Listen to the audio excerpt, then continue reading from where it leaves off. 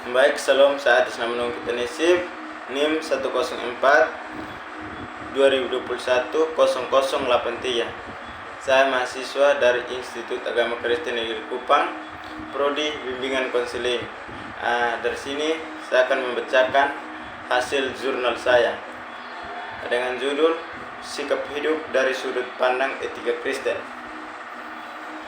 Pendahuluan, perubahan zaman yang pesat telah memberikan dampak yang besar pada masyarakat perkotaan.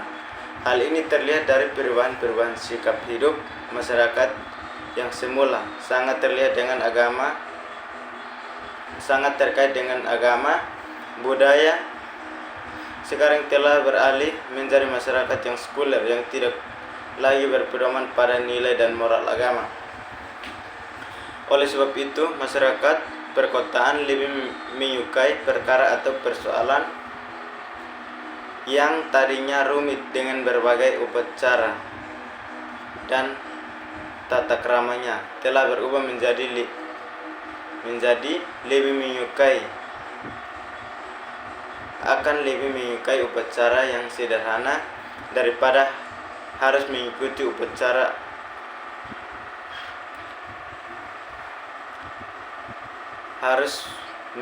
upacara secara adat ataupun agama. Pesta dengan upacara adat biasanya akan memakan waktu seminggu, sedangkan memakai upacara pemberkatan gerejawi harus terlebih dahulu mengikuti pembinaan pranikah yang memakan waktu selama 3 bulan.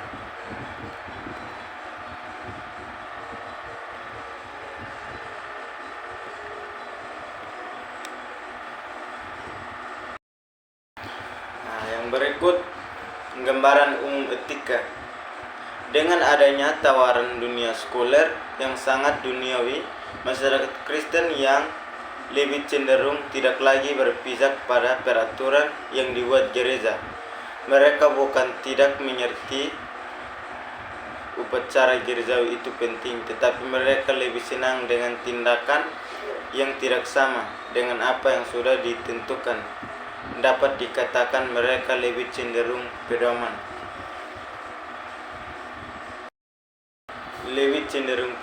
pada kemauan diri, yang lebih suka pada kesenangan duniawi yang berdosa. Pada bagian ini secara khusus akan membicarakan tentang sikap hidup pandang dari sudut etika Kristen adalah sebagai dasar bentuk berpijak dan bertingkah laku yang sesuai dengan etika Kristen. Pembicaraan etika di sini bukan sebagai hakim yang menentukan salah benarnya suatu sikap hidup, tetapi lebih menekankan pertimbangan secara moralitasnya sebagai orang Kristen. Franz Maginus Suseno mengatakan dari perspektif Allah ada 3 hal yang dinyatakan tentang manusia. 1. Manusia diciptakan oleh Allah menurut citranya. Yang kedua, manusia telah berdosa. Yang ketiga, manusia diselamatkan oleh kerahiman Allah.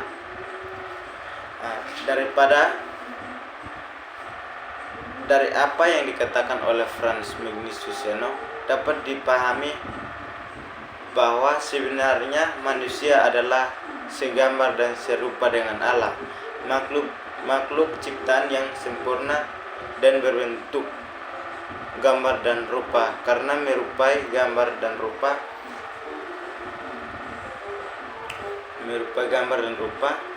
Allah.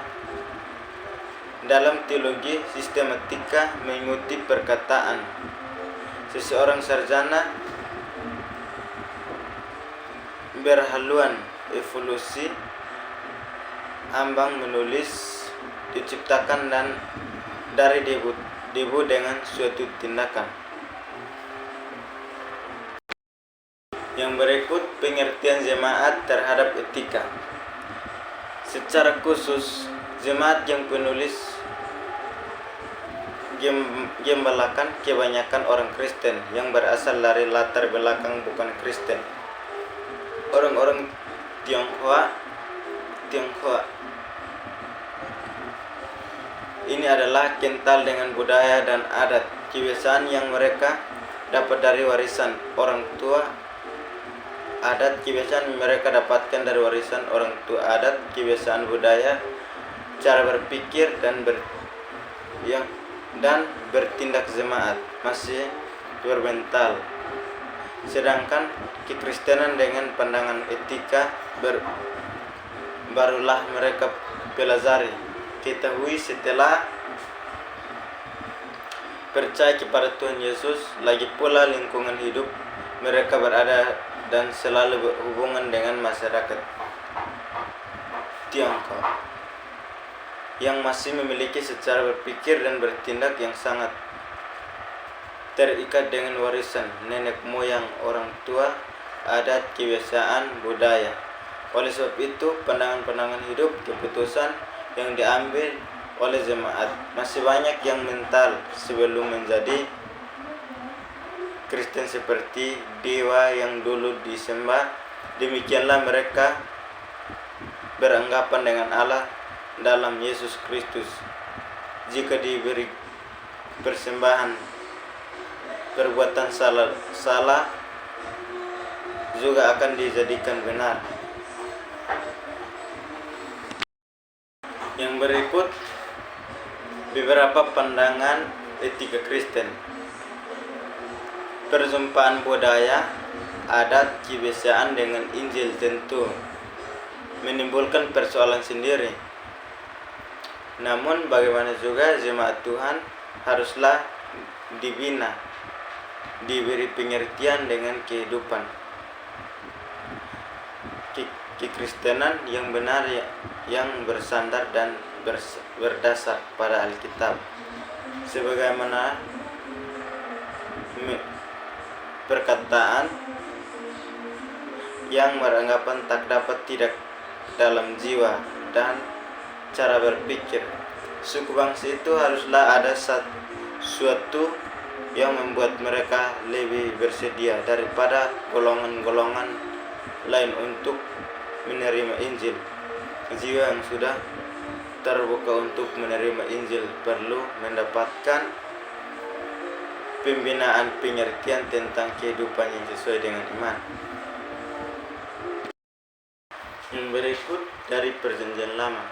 Pandangan etika dan moral dalam Perjanjian Lama dengan tegas menolak semua perbuatan yang menyimpang dari apa yang telah dikatakan dalam kitab-kitab Perjanjian Lama, baik dalam Taurat, kitab Puisi maupun kitab Nabi-Nabi, sebab tidak sesuai dengan kebenaran yang disabdakan Tuhan kepada umatnya, sebagaimana dikatakan oleh Andre Hill dalam survei Perjanjian Lama. Lebih dari 600 hukum terdapat dalam kitab Keluaran, Imamat, Bilangan, dan Ulangan. Maksud perundang-undangan Alkitab ini adalah untuk menerbitkan dan mengatur hidup peradilan Israel di bidang perdata keagamaan, mengatur hidup dan pidana sesuai dengan kekudusan yang diperlukan untuk memelihara hubungan event dengan Yahweh. Yang berikut dari kitab Perjanjian Baru. Para penulis Perjanjian Baru melihat manusia secara umum adalah manusia yang berdosa, yang telah kehilangan kemuliaan Allah. Manusia telah rusak dan tidak dapat dilakukan yang baik dan khususnya yang berkenan pada Allah.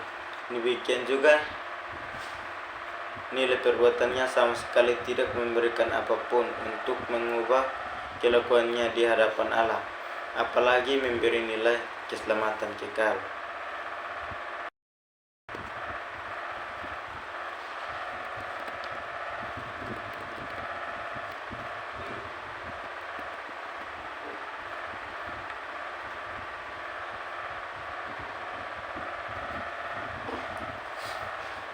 Yang berikut kesimpulan pengajaran Tuhan Yesus dalam Matius 5 ayat 23.